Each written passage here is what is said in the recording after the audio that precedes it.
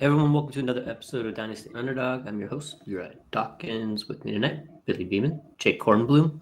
What's going on, guys? Not much, dude. Either of you. Just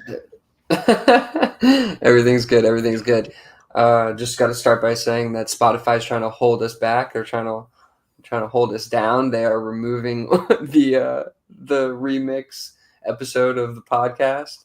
I guess it's too short and not enough podcast like. So if you were trying, the only reason I'm saying that is because I know we posted it in the Discord recently. We're just talking about it, but yeah. Oh, the song. The song itself, yeah, because it's not an actual podcast, I guess. So, and I appealed it too, and they're like, "No, you can't have that there." I was like, "All right, fine, whatever." So yeah, Spotify just trying to hold us back, but we persevere through regardless. It's time for you to start Communists. It's time for you to start your artist name as the Dynasty Underdog. the the underdog. Yeah, I'm not sure if that's gonna make me quite as successful, but yeah. Anyway, fair. Those plays though, they I think you need like $2 billion to hit like $100, so you're almost there. I was close. That's what happened. I was just under $1 billion, and they said, "No, you're not getting that money. You're not getting that money." We'll survive without them. We don't need big, big Spotify in our lives. Yeah, big music. Yeah. I'm right there with Chapel Row and going anti-music corp. Yes. They don't give us We'll put this shit on MySpace. Healthcare benefits. Yeah. Give the podcast. Tom's not gonna let us down. All right. Fuck Daniel Ek. Anyway. Well, that's it. Okay. All right. So this is a good question. Some news and nonsense here. So we got a list of, looks like probably startup ADP, and it's from Dynasty Island. Great follow on the Twitter box. And the question here is like, who would you rather own over the 101? And are we there yet? Like I don't know. Like I'm not that excited about the 101 this year. So I think my list is probably pretty big at this point. What about you guys? Yeah, I mean, I think the majority of this list you'd rather have over 101. I'm trying to find the one that I wouldn't rather have over the 101. So Dak Prescott? Yeah. Is that no, that wasn't. That's not. I think Dak is in a, a bubble where I would want more than just Dak for the 101 is more so, I guess, my point. Yeah, I mean, maybe like even Bo Nix might fall into that world. Trevor, definitely. Yeah, sure. Trevor Lawrence, maybe. I mean, I guess you could get into like the Mayfield area of it.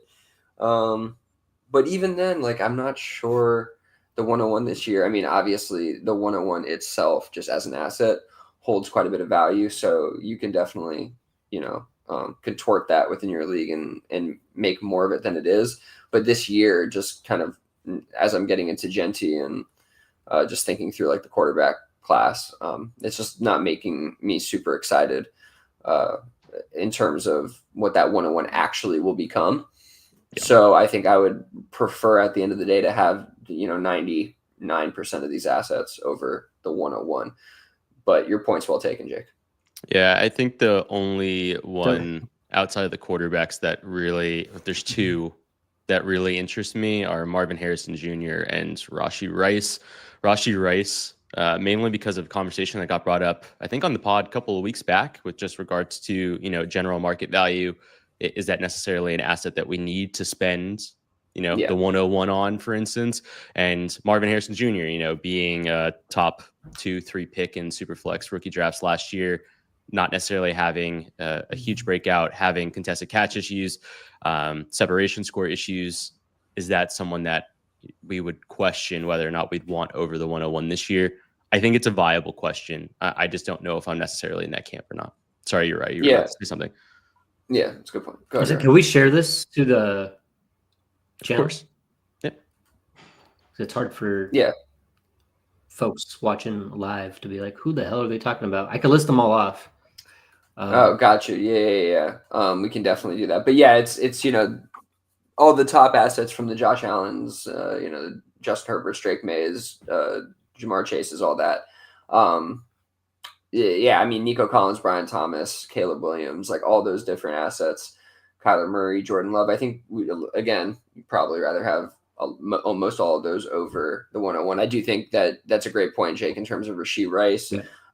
Just with the injury, like you should be able to get more on the 101 side probably than, Rashee. Like you don't need to spend that for Rashee Rice at all. Like that's not even close. But at the end of the day, like there's just a couple assets on here. I would much rather Marvin Harrison Jr. over the 101 in this class. I'm not really concerned about that. Like just in a vacuum, again, you may have the same conversation there in terms of like value wise, but I guess Rashee Rice does stick out on this list actually as one of those players where it's like, you don't need to, that's not really a conversation that needs to be had in the same universe as the 101.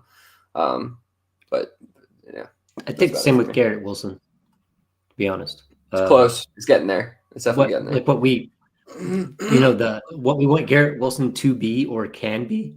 I'm just worried we're never going to see it. So, I mean, honestly, certain situations in different leagues, I could see rather having the 101 than seeing what Garrett Wilson may or may not become. But the rest of the people on the list, Pukas, Lambs, St. Brown, Collins, Thomas, Neighbors, London, I think I'm still pretty comfortable just keeping those guys over the 101. But it is something we need to start thinking about this time of year. You really, really do. Yeah, especially because we have a lot of startups coming up, and a lot of folks will be having this exact question of, when do I select the 101 in a startup draft? Yeah. When do I start moving the 101? Yeah, we've talked about that pretty frequently, but I do think that is a necessary conversation to be had if you are the owner of a 101. When do you move it? I think we spoke about it a few weeks back because Uriah moved the 101 in League of Legends. So just something to be conscientious of, I think, as we move forward. But yeah, cool. Thanks for walking through that graphic, and I'll drop the link in the Discord as well, just so everyone can see it. But it really is basically to start up ADP, almost close to top 30 folks. Yeah. And there's a few missing from that group, and then there's a few added from outside the top 30. But yeah, we will do that. Real quick, Gordo here. Put it on a loop and put it back on there. Great suggestion in terms of the remix. Yeah, just put it on a loop for about an hour. That should cover Spotify's requirements, I think. Good call. Oh, yeah. I dig it. Sharp. Yeah. We just got hit problem solvers here, right? That's it. All right, moving on. This will be all Jake all day right here. So this is the mini size of Jake Abrams and Dynasty approaches. Gonna give him the floor here and let him kind of talk about what he has going on with his teams and maybe reasoning why his team's looking like this. Yeah, thanks, Uriah. This is actually a bit of a thought exercise that I've kind of worked through a very sick in the head approach.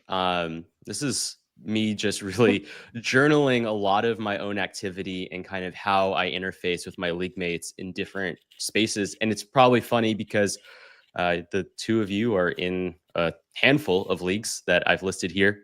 And you could probably attest to a lot of my interactions in those leagues as being different from league to league. So I'm curious, and please chime in if you don't necessarily see things the way that I've tried to make them be perceived. So with that being said, a lot of the thought process behind this is that I am basically trying to interact with league mates in different ways based off of my build types to basically almost characterize myself or personify myself through my team. So with that being said, thinking of teams in different types of builds depending on where they are in their structure. So some teams going into and post startup as a pure contending team, other teams that kind of hover in that mid 4 to 8 range, other teams that go in and basically are productive struggle. And then in leagues that I don't know people, so leagues that don't have you guys, how do I try and make myself be perceived within the league itself? And what I've tried to do more often than not is be perceived as not particularly smart, be perceived as someone who doesn't understand the laws of the league or the bylaws, just You're so doing great. I can try and just so I can try and gain maybe potential edges on specific trades as we move through the league. So with that being said, I'll just quickly from the very top cover a couple of leagues that we're in together and just talk a little bit through that. And then I think we'll just kind of open up the floor to you guys and see if you've done anything similar or do anything on like a micro or even macro scale similar to that. So first and foremost, DU2 was my first ever Dynasty League. So thanks, guys. Appreciate you getting me into Dynasty. Appreciate it. This podcast really did a great job to do that. And then, also communicating with the two of you on and offline only helped me get better.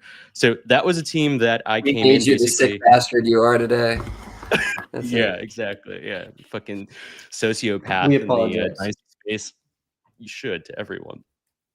So this team I built to basically contend from year one.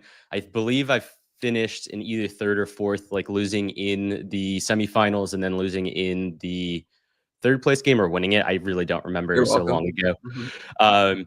But the startup draft was really bad. And I went in almost with like false arrogance of like, I understand and I'm very good at regular redraft fantasy football. I can just go in and play Dynasty with, the knowledge that I know, and I will be successful moving forward. That's very much not the truth. So I quickly tried to rebound off of a general team build to have 2 top 12 QBs, basically acquire the top 5 Dynasty wide receiver assets and go in for high warp or high war wins above replacement or wins over replacement points for tight ends, typically at low cost. So anywhere in the second round to higher end third round picks, somewhere in that range, to try and acquire those types of tight ends to replace points, as well as basically zero running back build. That league, for the most part, I've always been basically like cocky, arrogant, almost telling the league like I'm going to win every single year. Ended up winning year 2, knock on wood. That was great. Beat, I think, Uriah or Billy, one of you in the final. Don't remember who it was. And then came in second this year and lost in the final. And I do think that my team very much like through its strength is personified through almost like truly like an arrogant player that is constantly interacting, making fun of other people's trades, trying to drop like memes and shit about individual strategy.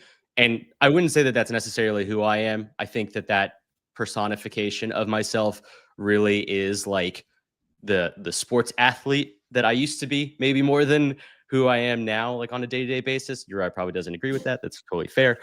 And then DU3. Come on, Jake. And for DU3, funny enough, I went with the idea that my first build was going to kind of hover from startup in the top 3 to 4 range, but I didn't think it was going to be able to compete from year 1. It didn't. I just kind of crept into the playoffs. Second year, it wasn't great. I crept into the playoffs again, but going into year 3, I have basically like pushed myself into this like almost very timid. I don't really interact with the league chat very much. It's really like rah, very much interacting with a lot of league mates in like a more positive way. And I find myself doing significantly more conservative trades until this offseason. This offseason, I've kind of already completely revamped my team from a quarterback room. I went from 1 top 12 quarterback to 2 top 12 quarterbacks in a couple of domino pieces that we'll talk about later in the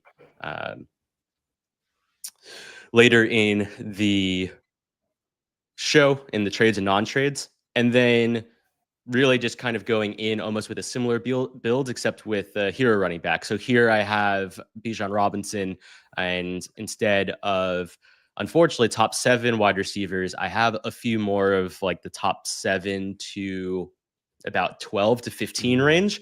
And that's definitely where that competitive nature of this team definitely falls off, right? Like it's just not as competitive, but the tight end room is significantly stronger. In this room, I have TJ Hawkinson and Evan Ingram compared to like a Johnny Smith and an Evan Ferguson. So just kind of a way to look at the differentiation between those two leagues. And I'll push this back to you guys now that we're basically halfway through these team builds. Do you find that almost my summarization of how I interact with those leagues and the league chats kind of fulfill some of the narrative that's being presented here? Yeah. I mean, I think that it's pretty noticeable, like in the different leagues, how you're interacting. Why do you think it is for DU3 that you've chosen that path? I'd suggest that your most successful paths are the ones where you act like a dick. Yeah, that's a good point. Why do you? I guess like why did you take the timid path? Yeah, I wanted to see how the timid path would better interact in trade negotiations. I noticed that in DU2, for instance, I can only get deals done with certain people because of the personality that I've kind of exhibited. And in DU3, I haven't really had that issue. I feel like I've actually gotten a deal done with almost every single person. So I think it's opened up my market a little bit more. And in that same vein, similar in League of Legends, which I guess I can just jump to really quickly, it was a productive struggle in the startup year. And I had one pretty negative interaction with a fellow league mate. I was planning on basically like not interacting with the league at all, but instead someone called out my team build, and I just decided to go in like super aggro and defend it to the max, to the point where I started trading away every single asset that would score points for more additional picks, basically, and got off of almost every asset at their ceiling. So I got very lucky that it worked out the way it did, and I could have gone in a different path, but I do think that that's almost like the differentiation between all of them. And I already have noticed in League of Legends, for instance, because of the more aggressive communicator that I've been basically instantly rejected on almost every single offer that I send out to the majority of the league. Versus DU3, I do think that most people perceive me as like significantly more approachable. And it's also helped in those actual trade negotiations as well. Yeah, I mean, it's also, I think that League of Legends is a completely different group of people too, who aren't as, I think, well versed in Dynasty, or just in a Dynasty mindset where the tactics you're using could rub people the wrong way a little bit more, and so it's kind of like not intentional or unintentional, but like read the room kind of thing. You know what I mean? Where it's like the specific, which is, I think, part of this conversation, obviously. Definitely. And that's not exactly where I was. I didn't really know where I was expecting that to go, but that's definitely interesting in terms of League of Legends. But yeah, no, I mean, like this is super interesting. I don't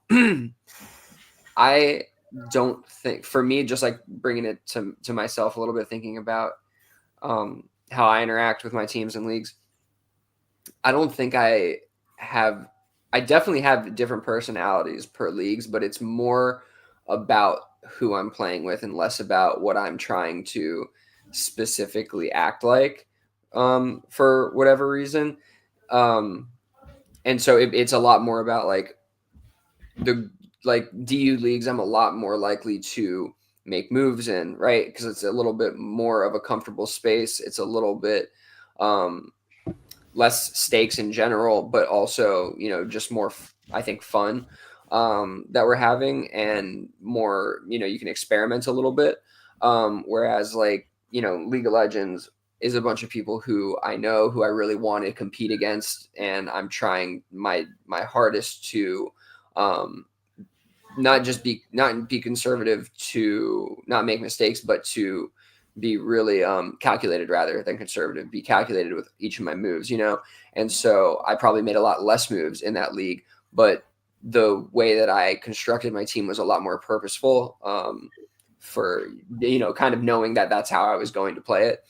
And same thing we talked about, like where I have that league with analysts, it's kind of a similar thing where everybody's a little bit more timid and reserved. And so I think that that's more how my personalities end up being formed, is kind of just the group that I'm with and the level of kind of competition I think. And then that kind of drives how I'm going to play. But what I think is different is that those personalities tend to be similar across similar leagues, whereas yours are like multiple personality disorder, you know. It's documented multiple personality disorder. Yeah. I understand my issues, okay. And so like that's kind of, as I'm thinking about this, I think that's the difference between the way that our personalities kind of are formed and how we approach the leagues. And I think your approach is very unique, and it offers, I think it allows you to do maybe more things than I am allowed to do, because you're playing it differently, like completely differently than you would in other league, you know. And I'm not necessarily going to do that. I'm going to be much more similar to my previous personality build style that I'm working with. And so you might have a little bit more versatility than the average player, I guess is my point. But I talked quite a bit. Your idea of something you want to jump in on there? No, I was going to say, I mean, everything that Jake said about his personalities regarding DU2, DU3, and League of Legends, like, now that you say it, like, yeah, I see that kind of works out, especially in the League of Legends. Like, I'm like, who is this guy? Yeah. Basically, I'm a little hostile too, because I mean, those East Coast guys, whatever, Dude, they don't have to awful. deal with what we have to deal with up here, and They bring out the worst in us. Yeah, for sure.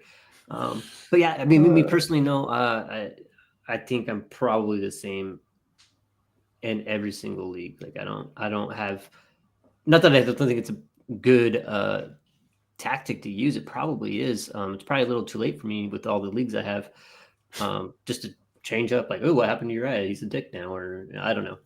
But I do like it, and I do like that you did it, because it kind of, you could see how acting one way be perceived one way in one league versus the other leagues, and how more comfortable and easy it is for you to actually make moves. Like, maybe, you know, going into your next startup, like, be that guy. Like, hey, this is what's gotten me more traction and more favorability with everybody in my league. I'm gonna go about it this way. It's kind of nice, Exactly. you know. And if it had been the opposite way, you're like, well, hey, you know, being this dickhead or whatever, like, this is like working out, like, nobody takes me seriously, haha. Like, it could have worked out that way, but it seems like just being the more like, oh, okay, I'm a little more timid, like, I'm not really so sure, like, that approach is maybe more approachable for other people. So I like that you did this, and I think it's a good exercise, but it's not something that I've ever done. I think the only time my habits in my leagues have changed is when it comes to deadlines and stuff like that, which I think is probably pretty normal for most people. Yeah, that makes a lot of sense. And because I was actually going to ask you, in terms of the moves that you make, maybe not even necessarily the way that you're interacting with people conversationally, but like throughout the year, if you find that, let's say in a contender, do you find that you're more likely to try and engage in trades because you know that you have a gap in your team versus, let's say, a productive struggle where you kind of are just like coasting or just trying to get points off at certain points? Like, do you find that type of engagement changes depending on where your team build is at? Yeah, 100%. Yeah, 100%. Because with a productive struggle or something like that, where you're tanking, you know, that's more of a passive managerial approach to your team. You don't really have to be as hands-on. When you're really focused on the goal, you really got to get queued the fuck in. And when you're looking at, hey, I'm contending, and there's this, you know, not deadline necessarily in our leagues, but I mean, there's a certain point where people are kind of shut off the spigot. And so you do kind of got to get into action there, which is not something that like I do week 1 through week 8, right? I'm a little more passive with my managerial style there, but yeah, when there's a deadline, I absolutely 100%. Yep. Yeah, I think everybody should. Yeah, exactly. I completely agree. And I would even say, and this is going to be a question, but also a statement to kind of transfer the conversation a little bit. I do think that using that mentality is really great, but it's even better to counteract the mentality, if that makes sense. So like, I do think that there's a lot of edges to doing almost the antithesis to what people would expect of you in those particular builds or like in particular moments. So like, for instance, if you are in a productive struggle and people expect you to kind of be more passive, like maybe that's when you start trying to make more significant moves behind the scenes, because other folks might not be so conscientious of it, or maybe they might think that you're devaluing or maybe overvaluing a player because they don't expect you to be kind of moving for a player that might be scoring points. I have noticed that in the few productive struggles that I have had, which has only been 2 so far, that has been very successful for me. Like being able to move on to more elite assets almost in kind of like blind sight has been really helpful, in the sense that I think it almost is perceived that the asset is worse than they are because this really shitty team is trying to acquire them at a very weird window. And so I felt like that's how I was able to get onto Brian Thomas Jr. this year, was because someone looked at my team and probably said, this dude is probably another year away from competing. Like, why would he be like trying to buy Brian Thomas Jr.? And I think I was able to get in to windows like that.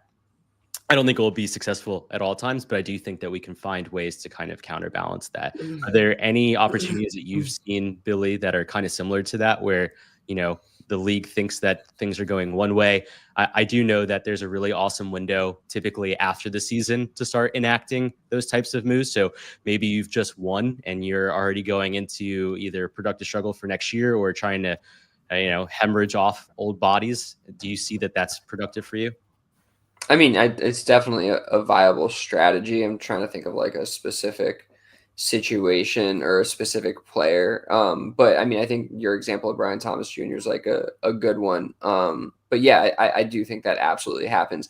I also think just with this whole process, like Uriah, getting back to kind of the personalities, like Uriah was saying, like, it might be too late to do. I don't know though, because like Jake has the comfortability, which is pretty impressive, to do this in leagues with people he knows already, right? And it may just be a few people who don't necessarily know him, but he's able to successfully enact these personalities. It's not like we're in there like, that's not who Jake actually is.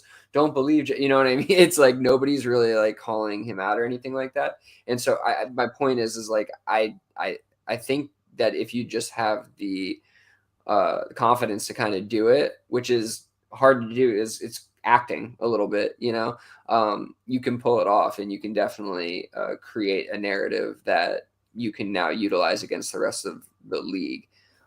Sorry, getting away from kind of the player conversation or the more strategic conversation there, but I do see some value in this if you can pull yourself together to do it. Like I think it takes, a level of effort and like commitment, different than just managing your team. It's also acting a certain way when you get into a certain league.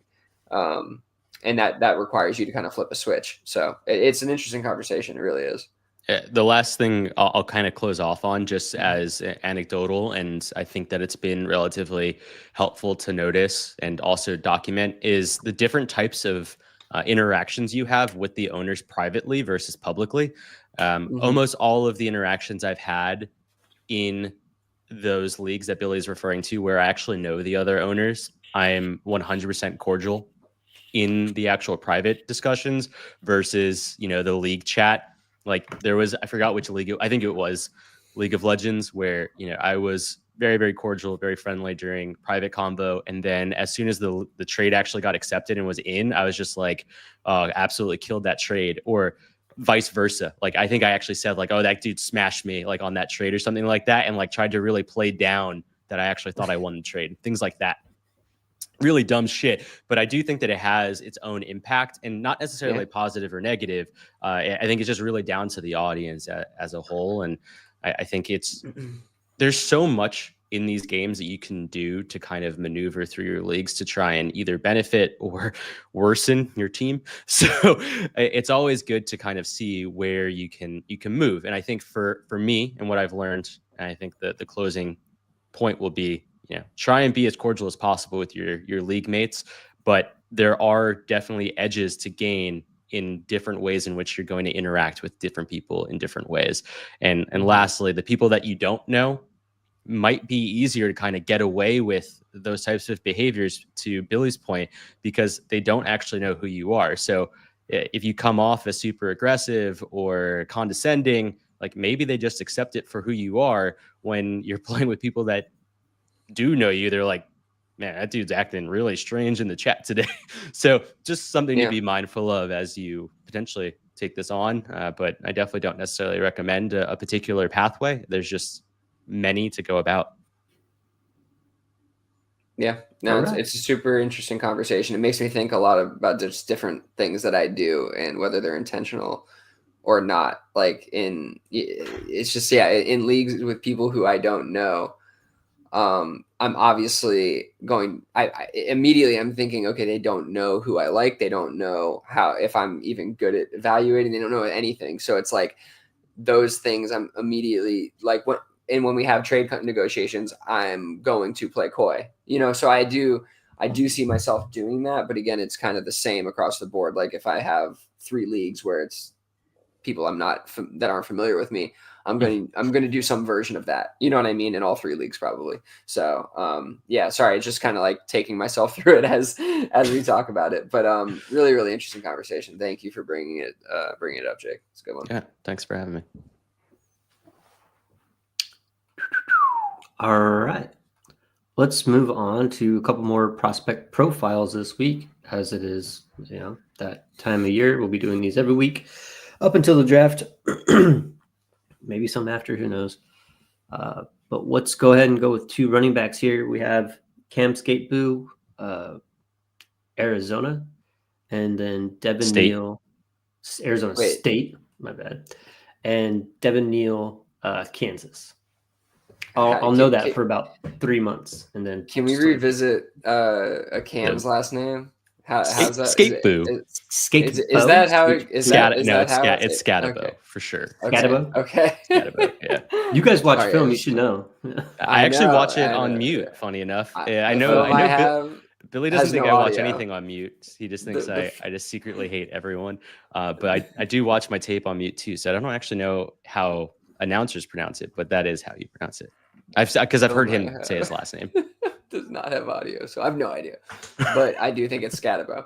But yeah, these are 2 fun backs. I think they're going to be in a similar range when it comes down to it, and they're kind of in a similar value range now too. And they're kind of similar backs when you look on paper, but I think there's some differences and some similarities on tape. But yeah, excited to get into it. All right, so on paper, on the sheets, you got Cam Skattebo with 4.09 yards after the catch. I think your eye's doing it on purpose now. Oh, I didn't know how you guys wanted to do this again. We're no. He's referring to how you pronounce the last name. The last name. Oh, no, you're doing. You just you can wing it here. I like it. You're going Cam Skattebo. Well, PFF gives him a good elusive rating of 131.9, which is really shows out, and his missed tackle force percentage is 34.6, 34.7, pretty much one of the top in the class, I believe. For anyone who's had like more than like 40 carries, I think it's like Aston GD, and then I think Skattebo comes in second there. And then we look at yards per team pass attempt, and that's just kind of like what percentage of the offense basically this running back is making up for, where it's at 2.3. And you look at a guy to have him pulled up here, Luther Burden, who I think we're all going to be pretty high on as a wide receiver. His yards per team pass attempt is only 1.7. So this guy is a pretty big part of the offense. His yards per route run is to clarify there. The yards for the running backs that you're looking at, it's yards per team attempt, and the receivers is going to be yards per team pass attempt. So that's why you're going to see less for Luther Burden for sure. But either way, still very impressive. Damn, 2.3 you got me. Yes, but I mean, 2.3 is still really good for running back. And especially in relation to the class, like he's one of the top in the class or up there with the top of the class. So yeah, it's still very, very good. Just wanted to clarify. It's all good. Breakaway percentage is about 35%. Yards per route run, 1.9, just under 2. Just really good number. Early declare. And just an overall good player. Fun to watch. I did watch a little bit of film because I try to do that with the running backs, because analytically there's just so much more that makes sense to me on paper when I look at a wide receiver's profile versus then when I'm looking at a running back's profile. So I kind of like to see how they run. And Skattebo is fun to watch. What do you guys see on film? Whoops. Jake, why don't you hop in? I'm fucking with stuff over here on my end. Yeah, sure. Keep fucking. Anyway, Just dude one of the fucks. positives that I definitely took away from his game was just like strong game intelligence. He had a lot more nuance than I think standard collegiate players you'll see. I love that he uses his offensive line a lot of times throughout a run to actually block off the defensive player, usually a linebacker's vision of him. So he almost like uses him as like a literal blocker or a shield before he ends up making a second movement. I really loved his general usage of hands when receiving. I think even though he has relatively stubby arms, they're used incredibly well. So low extension, great run after catch ability. His open field of vision is really, really good too. So I found that whenever he had large gaps in the field, he ended up being able to explode into those spaces really well. Outside of that, one other positive actually, before I jump into any negatives, I really loved his contact balance and also just like his general body weight. I thought it handled on his body very well. It helped him kind of pivot into the ground significantly easier than a lot of very, very light backs do. Now, for the negatives, his running stature is like weirdly like almost like U-shaped or like C-shaped backwards, where it almost slows him down when he's running vertically. So instead of like a normal person when they're running, right, they're very vertical, he almost like bends backwards a little bit. And I've noticed that because of that, he just doesn't have the same burst or acceleration that a lot of other athletes do in this position. So that's just something that is, I think, going to be a thing for him. Whether that's negative or positive, I'm not going to take it in any particular way, just something that I noticed. And then I didn't particularly love his overarching speed. I think for the actual NFL game, I don't think it's going to translate incredibly well. He is very much a strength runner for small yardage plays, and he uses a lot of upper body. That doesn't necessarily translate well unless you're an elite athlete in the NFL, and that concerns me a lot too. So between those two things, like I can see someone like him being well liked within the community, but not necessarily having, exceptionally high draft capital in the NFL. What do you see, Billy? Yeah, no, there's a lot of stuff I agree with there. Good breakdown. I think he's a really good pass catcher as well. I think he has really good transition speed. So just catch to run. Impressive ball tracking. You see some downfield plays with him that you don't typically see from running backs. So that's obviously really something that can translate to the next level. Something that the NFL is going to like, that you want to see out of these guys, especially from a fantasy perspective. You see really good fundamentals from him. I think the low center of gravity is pretty noticeable. He's got those tree trunk legs. He's just really thick, wide base. I think that that's obviously that helps him from a pass protection standpoint. I mean, he's pretty average in that respect. You mentioned his power coming mostly from the upper body, and I think that's true. I think even though he takes on contact really well, you see really, really good contact balance, both direct and indirect. More, I think, indirect than direct, but he has really good contact balance. But it's not so much power that he has; it's just more really good balance and ability to take on contact and displace that energy. So. You see really good bursts with him, but I totally agree with you. The speed's not really there. You don't see the long speed whatsoever. But he does offer that really good bend ability, the hip fluidity ability to turn those edges and angles on defenders. So, I mean, there's a lot of things to really like. He got one of the higher scores out of this class so far at running back. I do think that he can exhibit some indecisiveness at the line of scrimmage, but overall, I think above average vision. And I do think at the second level, kind of like you were saying something that kind of made me think about, his ability, especially after the catch, but in space, he's really good, I think, at kind of diagnosing what's happening there. So I think he works really well at the second level. But yeah, definitely going to limit his upside with that lack of speed. And I think he's less powerful, like I was saying, but more elusive. And it's interesting just kind of for the type of back that he is. And I think it all kind of comes together with the contact balance, his ability to kind of bounce off guys and, continue to find space at the second level. I think he's not incredibly dynamic, and so I again I think I agree with Jake where it's like he's going to be liked, I think, by the community. He may fall a little bit farther than some expect in the draft. But I'll probably still be taking some shots at him. I think he's a good player. I see stylistically some like Eckler, but not athletically. And I think that's the problem with him. That's a great breakdown. The only thing I do want to add, because I really liked your point there at the end about what his general strengths are and how he could potentially be used within the NFL. This is definitely feeding off of the Superflex Super Show. Tommy Blair has been talking about this a lot. I know Zach Reed has also been talking about it a lot as well. The general change of what could happen within the NFL schematically for running backs and how they might be used, really going into almost like receiving backs, a lot more pass catching backs to break through specific defensive schemes, I think is really helpful for Cam here, as being, relatively lauded by both Billy and I for his pass catching ability. I think that there's definitely going to be a team that will see that versatility in his game, or even just like, I do think it's almost an elite skill that he has, even though he doesn't have some of the other physical capabilities that a lot of other running backs will have in this draft. So that's just something to potentially keep an eye on. If he falls into an offense that can use him like that, it'd actually be really funny if he fell to a Washington, for instance, and just replaces Austin Eckler. Like, that would be great for him, I think. Yeah. It would be a great offense to be in. Outside of that, you're right. You said you did actually watch some of his tape too. Were there any items or things that you saw from it? You're muted. Yeah, just he's like a pinball basically. You worry about his top end speed, whatever. Maybe if he doesn't outrun NFL DBs and linebackers, if he could break the tackles, then I don't have a lot of concern because he does that at a very elite clip.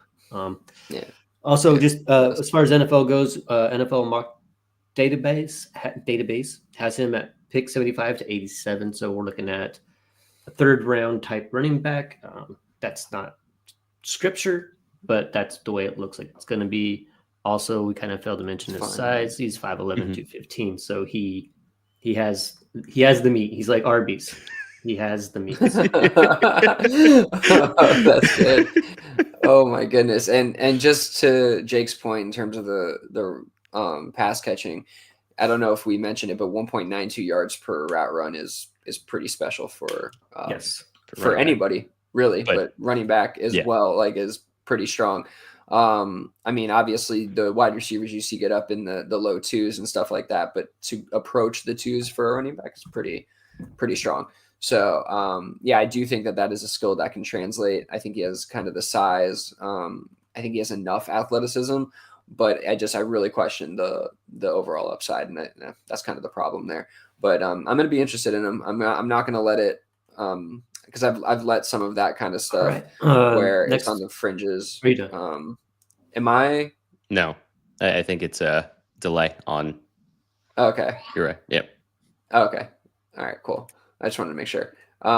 Anyway, all right, we can move on. Sorry. Yeah, I think it was just like an internet thing that got bugged. It's all good. My internet's been kind of not making me very happy lately, so sorry about that.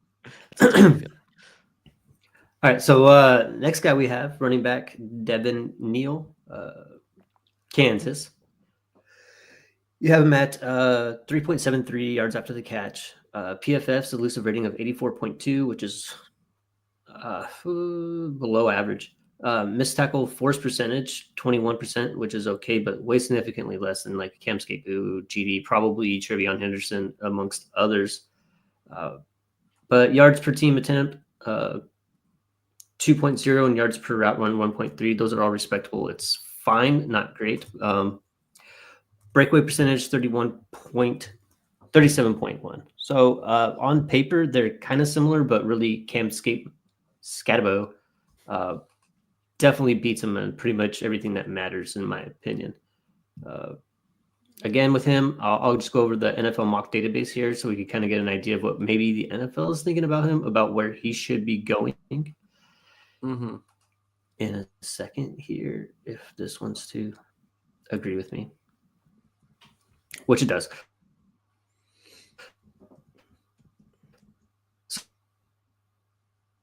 So we have Devin Neal as RB8, like a 106. So we're looking at like kind of like a 4th round, maybe 5th round guy, according to people's mock drafts, which again, it's not scripture, but it's just telling us that the people who do these mock drafts, you have like Dane Bolger and all the famous analysts that do these mock drafts are not as high on Devin Neal nearly as they are on Cam Skattebo. How do you guys see on film? What do you guys like about him? Same. What do you think, Jake? Yeah, he's really interesting to me. I do think and can see why statistically he probably doesn't bode as well as Cam does, but there is a lot in his game that I actually preferred over Cam. So I'll just talk a little bit on that. I thought his body bared weight really well, similar to Cam. I actually think that they have a lot of similar elusive moves with their lower and upper body, but I think Cam's movement actually looks more fluid, probably because of his size. I think they're about 2 or 3 inches off of one another in terms of height, or at least that's what it appears to be. Cam might get those, that free extra inch from Arizona State. But I found that Devin ends up like having really, really deep cuts, which I saw a lot of basically flexibility in his knees and his ankles than I expected. It helps him pivot and thrust into gaps at a really, really high rate. And even though his elusiveness with, missed tackles force isn't necessarily there, I definitely found that when he was able to find those gaps, that burst through the gap was incredibly helpful. I watched 2 games, one of which was against Kansas State and the other one was against Colorado. Colorado was from this year. I don't remember when the Kansas State game was. And one of the not so great things that I did notice was his general breakaway speed, very similar to Cam's, was just not there. There were more than enough runs against Colorado where he broke out into open field and then just simply could not break away, especially for, touchdown. There was 2 specific runs where he just got caught, one of which he actually did score a touchdown. I think he got tackled on the 1, and the other one he got tackled, I think, on the 15. But I did want to say his open field awareness was also incredibly strong. I thought he manipulates the field really well. He uses his shoulders in open fields significantly better than a lot of other running backs, where he'll kind of position himself to look like he's running on a diagonal and then just immediately cut with his shoulders even before his ankles do, which I thought was really, really exceptional. Small things like that I do think can help. But more importantly, I did notice that there's a play where a quarterback has just a general screen to him. It was a relatively poor pass. He opens up his shoulders to the pass.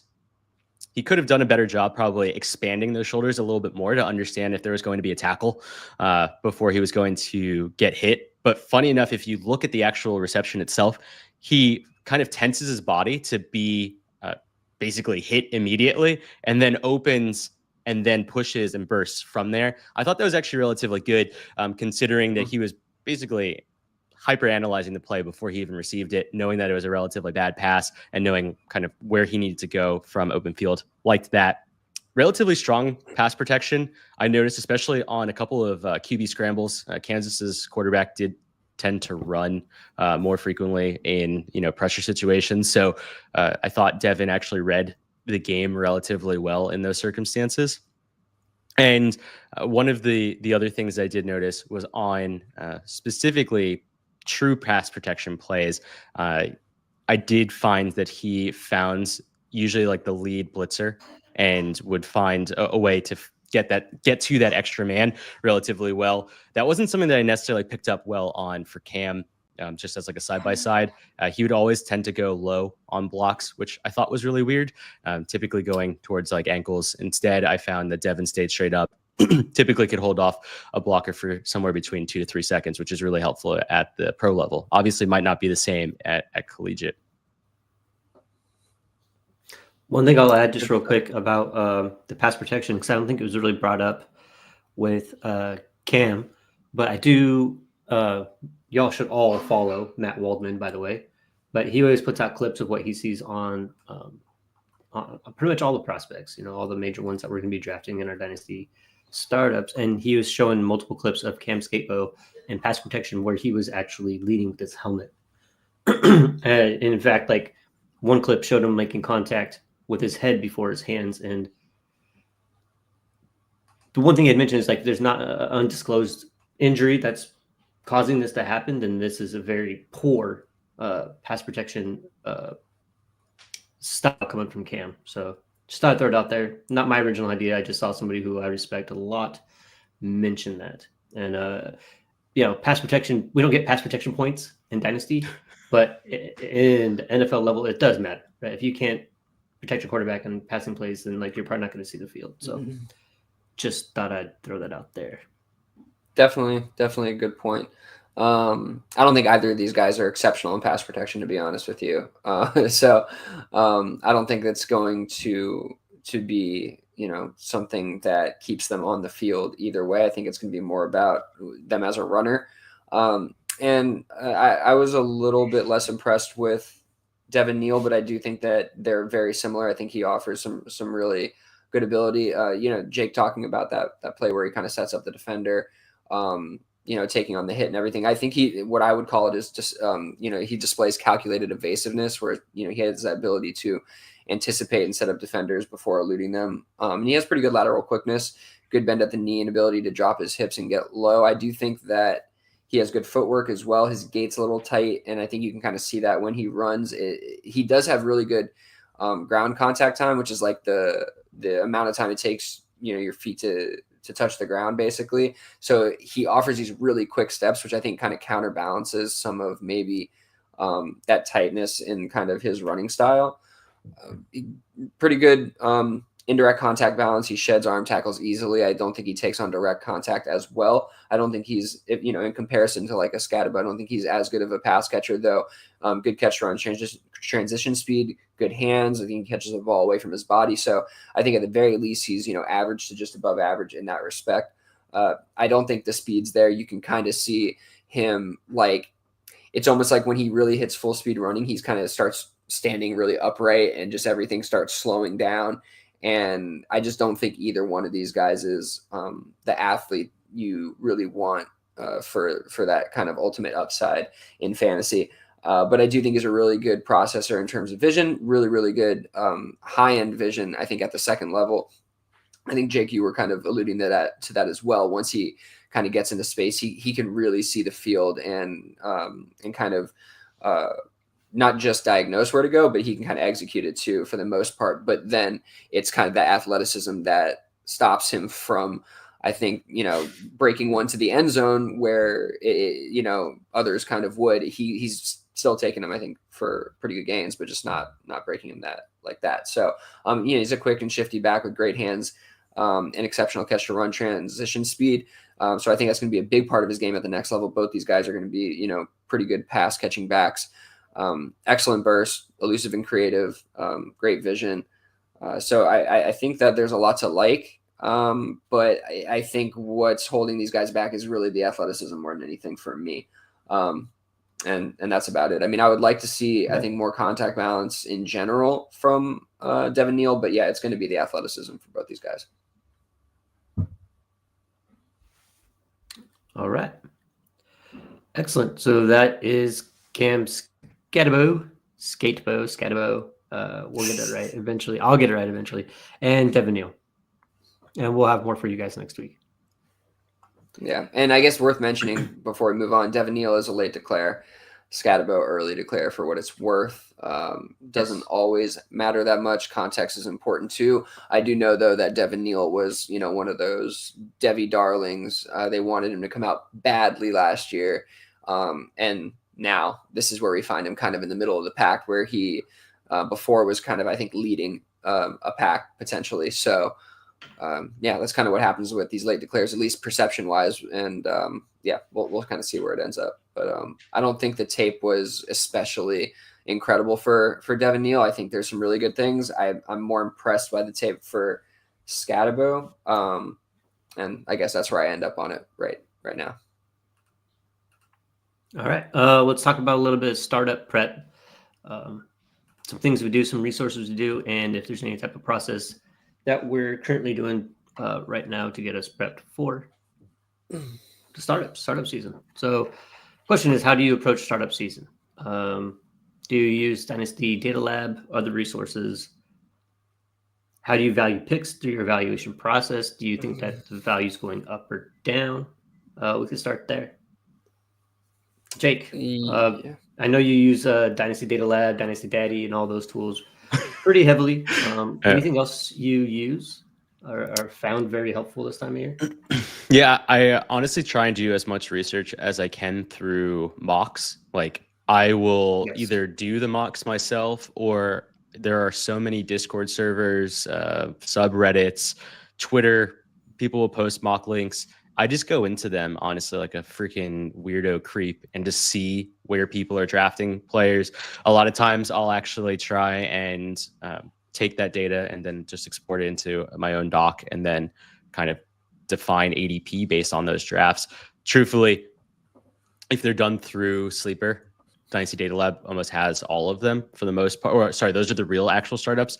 But it's still, I find it to be more accurate because a lot of the mocks, I find that there's either like one or two individuals who are just doing absolutely insane shit that is just not very feasible, you know, like taking Malik Neighbors at 3 overall or something like that in a Superflex startup. It's just like, you know, there's people out there who are just doing it for fun, and that's great. But yeah, I do find that Dynasty Data Lab is really helpful.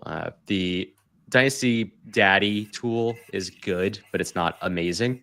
A lot of times it's typically automated with like other uses of the algorithm that he uses based off of outside ADP. So it is technically relatively accurate, but it's not amazing.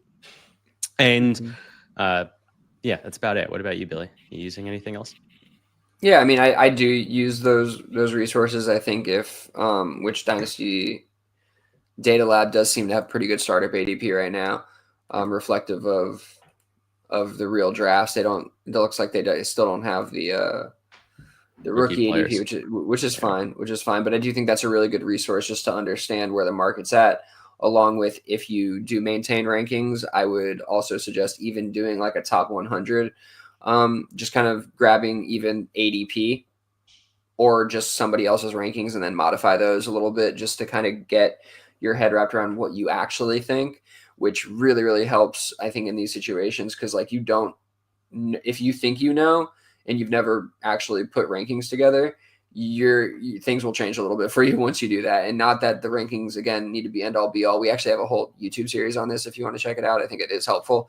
But it's good to get your head wrapped around just at least a gauge of where you think they are amongst other players within tiers. So I think that's really, really helpful. Something that I always try to go through before my first startup is at least, which is something I actually need to do before our DU5 startup, is literally, I've been thinking about it all day today too, is going and doing that exercise of resetting my rankings a little bit to get my head wrapped around that.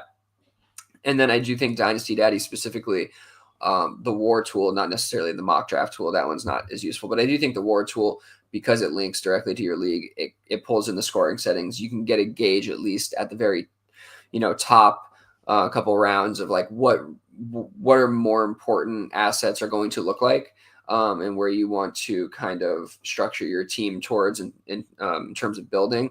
They have some useful graphs and just kind of like the players list is kind of nice to look at. I think that's helpful. So I think between those exercises, it's pretty much going to get you where you need to be in terms of prepping for a draft. There's only so much you can do because each draft is so massively different. Like, you'll say Jamar Chase will never fall to 112, but I've had like 3 drafts in the past 2 years that has happened to me. And it probably won't happen in this next draft, but that's just the kind of stuff that like you can't prepare for in terms of mock drafting, but you just have to. And I guess the last thing I'll say is, in doing these exercises, like Jake's saying, when you go and look at these other mocks or when you are looking at ADP, I'm trying to think of like, all right, so different iterations of what could happen to me and how I would navigate those things. I think I mentioned something like this maybe last week, but I really think trying to plan ahead for different scenarios, and it doesn't have to be specific assets, but it's like, what if I went wide receiver? What if I went, with this tier of wide receiver at the 12th pick? What if I went wide receiver, quarterback? What if I did this? and the draft did that. Like, what am I going to mentally do with those kind of things, and just trying to prep yourself for that. I think it just, for me, generally, one of the scenarios I went over in my head happens at like, at least the starting point or somewhere where I'm like, okay, I'm kind of ready for this. I'm not like so, frazzled by what's going to happen, because, something is going to happen that you didn't expect. So, or if you don't prepare, I should say. All right. And then, so this is a good question. So with your startup trades, do you position your ADP to specific picks and value those players?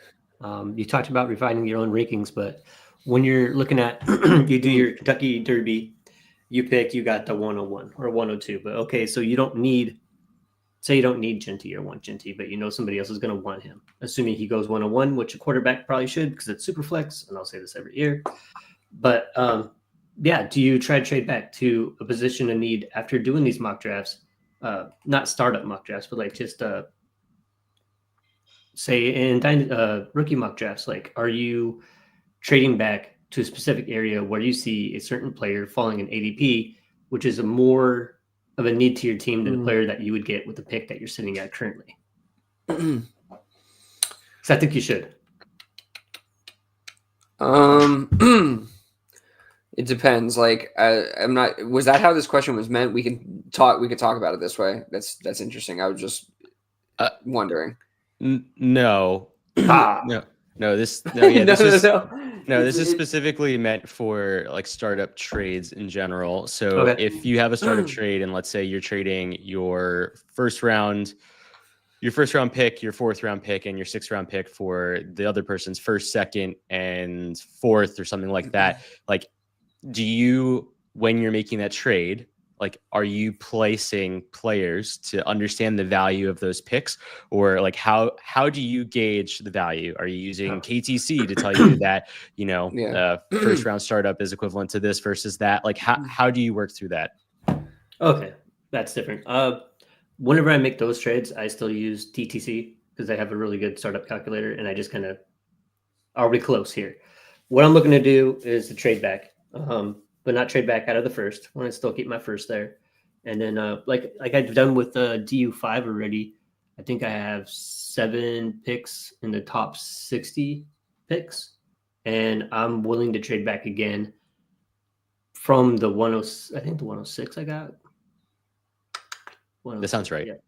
Yeah. I'm still looking. I'll still go back to like the 110. If I could grab another 2 picks in the top 60, then I'm looking at 9 players, almost a full roster consisting of top 60 players. I don't really care who they are. So in a startup, I'm not really looking at what player I'm getting, but like just trying to accumulate as many picks in the top third of the draft as I can. Yeah, that's probably a pretty good way to do it. I don't go for specific players. I don't know how you really could. You'd go based off ranges, right? So ranges. Yeah. Course. Like, but you 101 is equivalent to Josh Allen, Lamar Jackson, and Jaden Daniels, for instance. That's how I would do it in my head. Yes. Yeah. Right. But I guess where I was going with it is that I don't make a lot of startup trades before the startup happens personally, because there's just so much uncertainty there.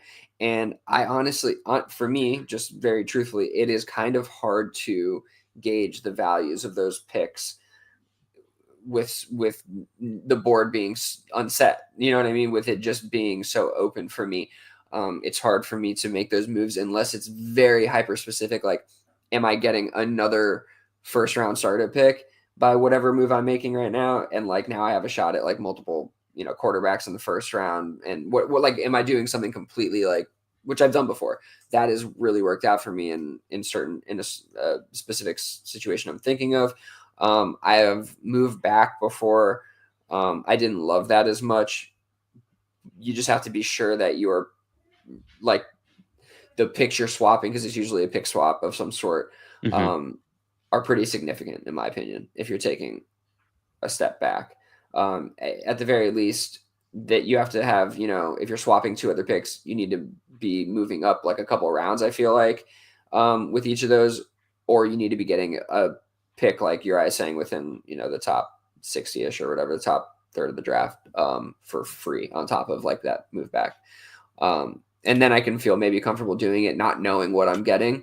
But I just, man, those trades make me feel uncomfortable. So you'll see, like you could probably go look back in the last, like maybe every draft we've done. I may have never done a startup trade before the board got kind of moving. No, that's really helpful.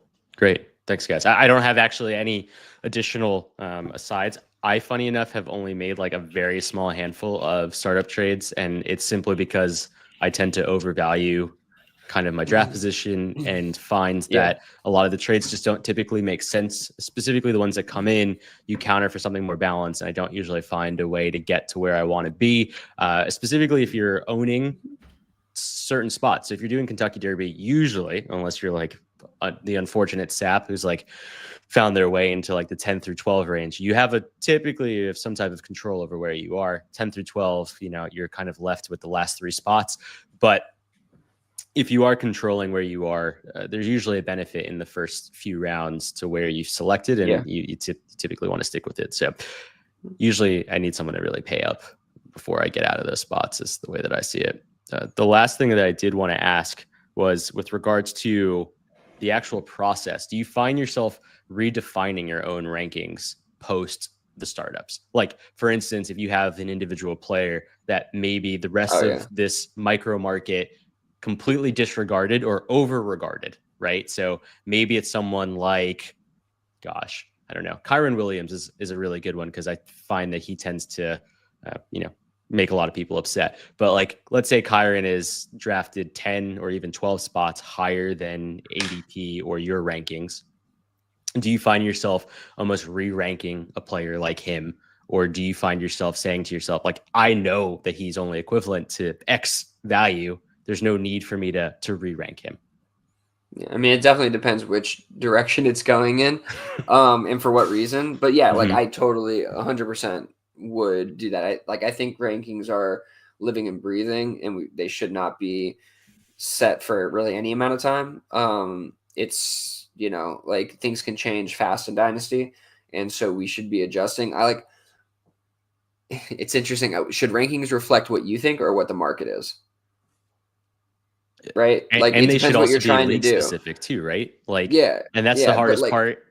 What I mean though is, like, if the market says something, should you have a player ranked around what that market says or what you actually think their value is, right? I think it's the latter, but I think a lot of rankings are done the opposite way, where it's like kind of reflecting what the market is and what you would actually pay for them amongst the group. And so when it comes to rankings, I think it depends on what you're doing. I've been thinking about that question a lot, even though it's kind of nuanced.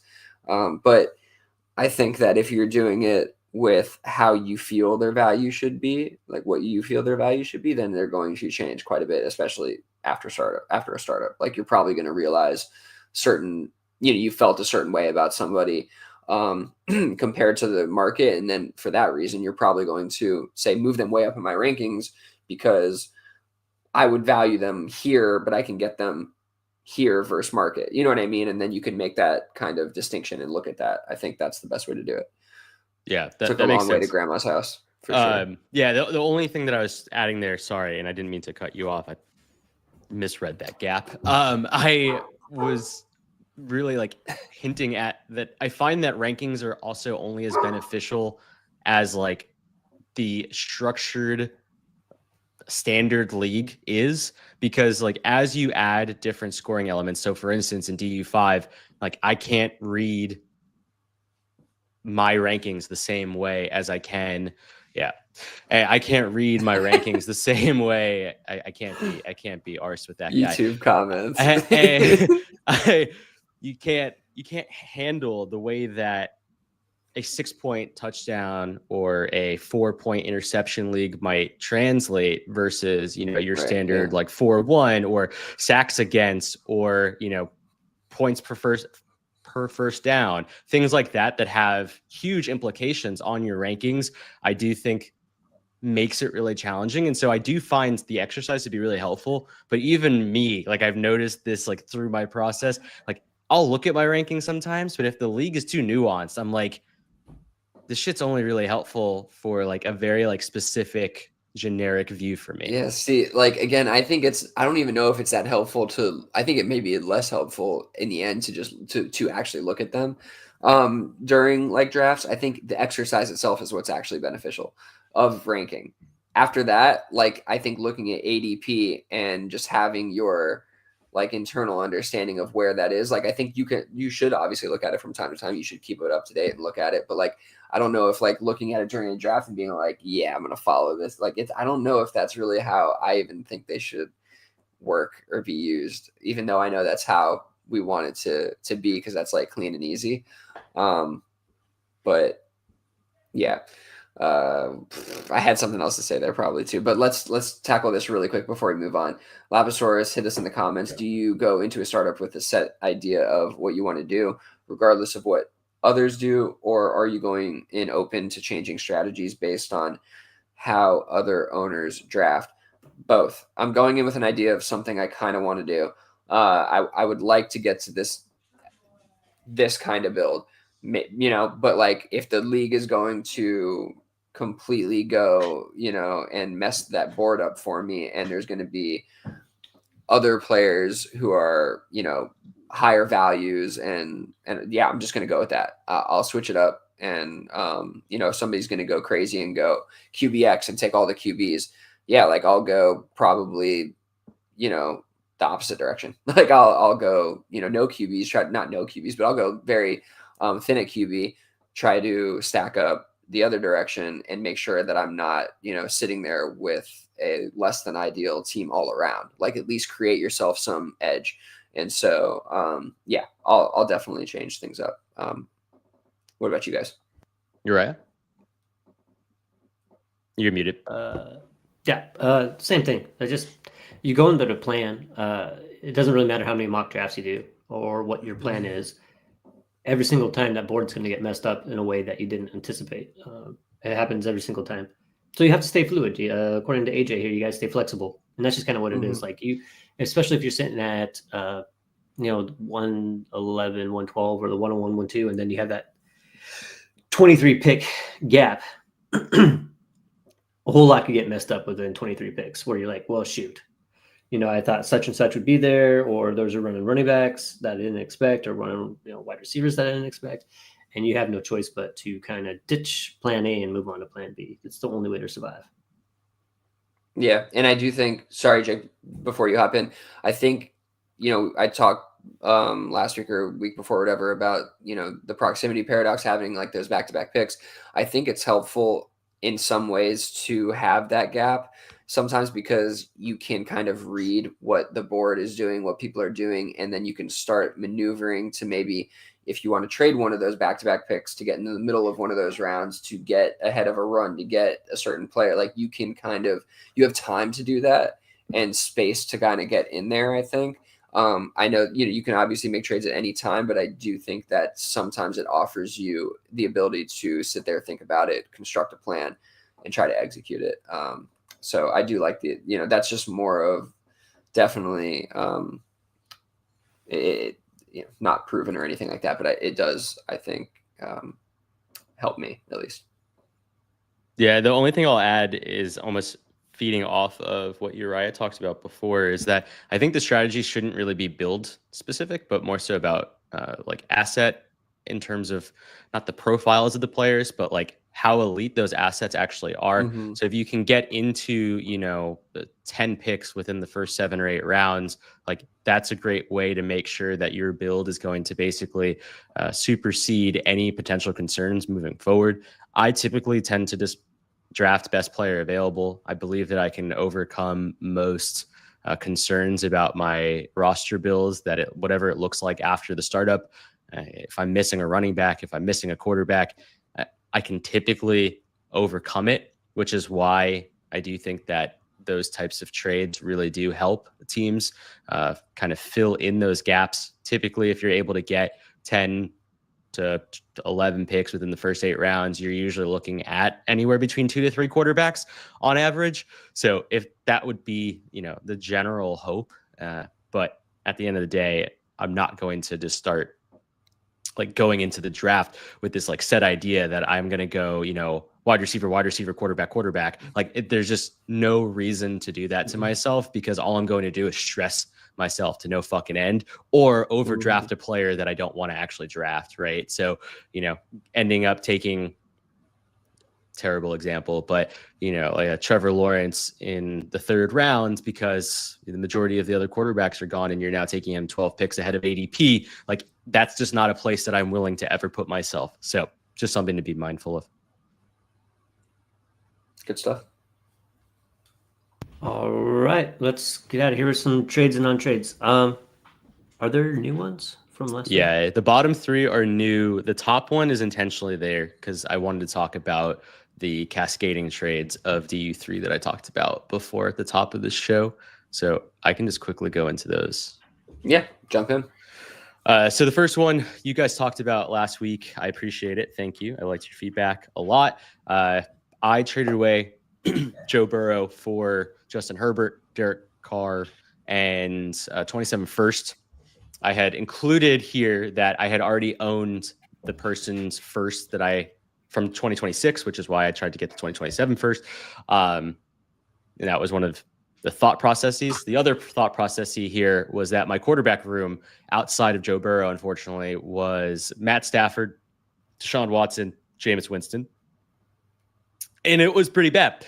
So I thought I needed a way to try and get into 2 top 12 quarterbacks. And by top 12, I mean from point scoring perspective, not dynasty value perspective. And so I took that trade and I took Carr literally the next day and packaged Carr, Tyrone Tracy, a 26 second and a 25, the 304 for Brock Purdy. So I moved my QB room from Joe Burrow by himself, basically on an island, to Herbert, the 27 first, and Purdy, with giving up Tracy, Carr, a 26 second, and the 304. So realistically, we're just here to talk about Tracy, Carr, the 26 second, and the 304 for Purdy. But I thought it was important to bring that context back into it.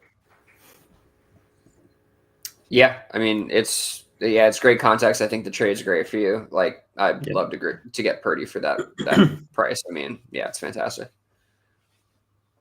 Yeah, not much to add. Also, just noticing that you're taking advantage of return on investment with your Tracy ads that you made last season. I think out of all the players I play with, I feel like you added more Tracy to your rosters than anybody else, and I've seen you move quite a few shares of them at a really good return on investment. So I like this trade for you, and your quarterback room looks a whole lot better now. So yeah, good job. Thanks. Right. Next one is Kamani Vidal. Gibson for 26 fourth. Sure. I don't know. I still want the players. I was going to say I'd probably take the players, but this is fine. I'd probably take the players though. This was my trade. I brought this one up because this was actually the market price board situation. Our buddy NWO Joe put up 4 players, funny enough, and he said basically BOGO fourth for any of them. The 4 players were Javon Baker, Jermaine Burton, Kamani Vidal, and Antonio Gibson. Now, I was the first person to see this, so I immediately sent out an offer for the 2 players I thought were the most valuable, and I was curious to the 2 of you, would you have sent that offer for those other 2 players? Would you have sent that offer for a mixture of 2 different players? Like, how did you see, because he ended up selling all 4 of those players for 2 fourths, basically, is what he got out of that situation. Yeah, I would have picked the same players you picked. Yeah, I probably would have too, but I mean, I wasn't excited about. No, I'm not excited about this. By all means, this isn't me this isn't a flexing trade. I think this is more so just no. It brought up an old conversation that had already happened, and I just thought that this was a really useful trade for Joe. I think too, it got off 4 assets that he didn't want on his team any longer, and got in 2 fourths. Maybe he undersold Gibson and Vidal, but to make sure that he can kind of open up some bench spots moving forward for 2 guys who probably don't have that much value moving ahead is a great play. I think that I could probably get 2 fourths out of them if I really wanted to. So it's like, for me acquiring, it made sense too. It made sense for everybody, and we all move on. You know. Yeah, I will say I did try the market price board. I redid it. I'll say revamped it with lesser values. I did get some hits. Nice. I moved some Amir Abdullah for a fourth. I moved so I don't know, like a Joe Milton for a third. Like I moved a couple guys, and so I do think that it's a very viable strategy. Again, it just goes back to if you put them on there for their market price or lesser, you will get some hits. And I do think that it is kind of freeing, liberating. Once you go through your roster and you have this mindset and you're like, yeah, this guy is worth a fourth or even less than a fourth. This guy is too BOGO, but you're like, this is great. Somebody pay me for these terrible assets, and people do. And so there's something very liberating about it, and it allows you to clean up your rosters quite a bit and also realize how much junk you have. So, yeah, I think it's a great process, a great exercise to go through. And shout out Joe. I believe he was the first one to bring this to our Discord. The idea of changing your nickname on Sleeper to reflect a price that you're willing to accept, no questions asked for players as such. So shout out to Joe. Last trade we have here's James Cook. Yes. 101. Nope. 110 for Achan and the 207. I like the Cook side. I think James Cook and Achan probably going to be kind of neck and neck in points for the foreseeable future. I would assume. Maybe I'm a little higher on Cook than I should be, but the gap between 110 and 207 is pretty massive when you look at talent between 110 and 207. So I will take James Cook there. A little bit older, but not much difference there. Probably a big difference in startup ADP, but as far as point scoring, I don't see a huge gap there. Yeah, I mean, I'm probably there's definitely a lot of validity to what you said. I think the gap maybe between Achan and Cook is a bit wide. Even with the 110, the class is kind of meh. 207 is a drop, but I still think I'm kind of on the Achan side. And I actually looked back on these. I think these two managers traded Achan back and forth quite a few times, and someone took a loss quite a few times on Achan. So that was an interesting finding. But yeah, I don't know. What do you think, Jake? Yeah, I think this might. Sorry. I think in the saga of these trades, this may be one of the closer ones that they did in terms of value. But I still think the A-Chain side may edge it out. Sorry. What do you think, Jake? No. I think that's really important context. I was going to bring up the same thing because I do think that it is really important to consider. I'll just shout out the trades that happened. So in January of 2024, Achan, a 2024 first, a 2024 second, and another 2024 first for Nico Collins and a 24 first. I don't know where those firsts landed, to be honest. But I thought that was an interesting trade. Then the owner who acquired Achan was able to trade away Achan and Pickens for Jahmyr Gibbs in a second. And then that same owner who acquired Gibbs in the second then was able to get Achan back and a second, plus sending off Cook and the 25 first, which ends up being the 110. I do think that there is almost a 2.5-year age gap, I believe, between the two running backs. There's also a 16 touchdown 2024 season that I just don't think is going to be replicated. Like, even if at higher ends James Cook gets 10 touchdowns, that's a loss of 60 points. So sorry, that was really bad math. That's a loss of 36 points. And so That was fucking terrible math. We So hit the 10 somehow there, and I bought it too. I was like, yeah, that works. Yeah, that's it. That reminds me, Lapisaurus sent me this really terrible meme that I'll have to send to the group chat now that I'm bringing it up. But it's basically this guy who's just like, I'm so good at math. And the interviewer is like, yeah, like, what's the square root of 64? And he's like, I already know. You know what this is? Yeah. Yeah. Oh my god. And he's like, that's all passionate. right. You can't do that. What's 12 plus 12?